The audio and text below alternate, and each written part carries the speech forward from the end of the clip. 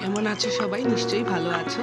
লিপসের ব্লগে আরেকটা ব্লগে তোমাদের আমন্ত্রণ। আজকের রেসিপিটা যেটা করেছি সেটা হচ্ছে ক্যাবেজ দিয়েই, হ্যাঁ বাঁধাকপি দিয়েই কিন্তু ডিমের টেবিল।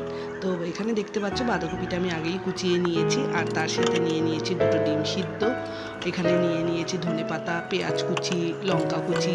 তো পুরোটাই কিন্তু ভালো করে নুন দিয়ে বাঁধাকপির সাথে মাখিয়ে নিতে হবে। আর তার সাথে বাঁধাকপির ভেতরে নুন, হলুদ, অল্প একটু আদা বাটা, অল্প একটু রসুন বাটা, সমস্ত কিছু দিয়েই আমি পুরোটাকে কিন্তু আবার ভালো করে একটু মেখে নিতে হবে। তো এখানে মোটামুটি মাখা হয়ে গেছে, আর তার সাথে দিয়ে দিচ্ছি ধনেপাতা।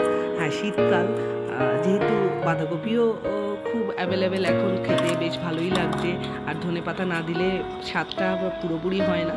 তো ধনেপাতাও দিয়ে দিলাম, তার সাথে দিয়ে দিলাম বেসন, আর দিয়ে দিলাম চালের গুঁড়ো। হ্যাঁ, তোমরা চালের গুঁড়োর বদলে ময়দাও ইউজ করতে পারো।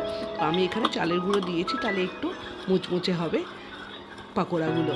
তো এই যে দেখতেই পাচ্ছ আমার পুরো ব্যাটারটা কিন্তু রেডি হয়ে গেছে। এবার ডিমটাকে কিন্তু গোল গোল করে কেটে নিতে হবে।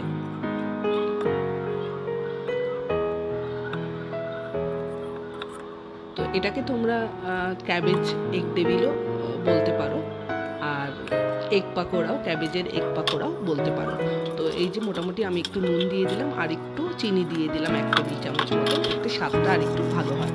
তো পুরোটাই মাখিয়ে এবার পুরো কিন্তু ব্যাটার, এই যে যেটা আমি স্টাফিংটা তৈরি করলাম সেটার সাথে ভেতরে একটা একটা করে ডিমের টুকরো দিয়ে ওপরে ওপরে কিন্তু আর একটু ক্যাবেজের যে মিশ্রণটা তৈরি করেছি সেটা দিয়ে একটা বলের মতন তৈরি করে নিতে হবে। হ্যাঁ, তোমরা চাইলে চ্যাপটাও করতে পারো, তোমরা চাইলে বলও করতে পারো।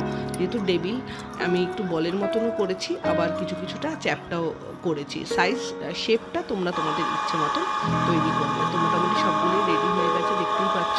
আর এখানে তাওয়াও বসিয়ে দিয়েছি, তাওয়ার ভেতরে এগুলোও বসিয়ে দিলাম। আমি সেরকম একটা তেল একটু ব্রাশ করে নিয়েছি, আর এগুলো দেওয়ার পর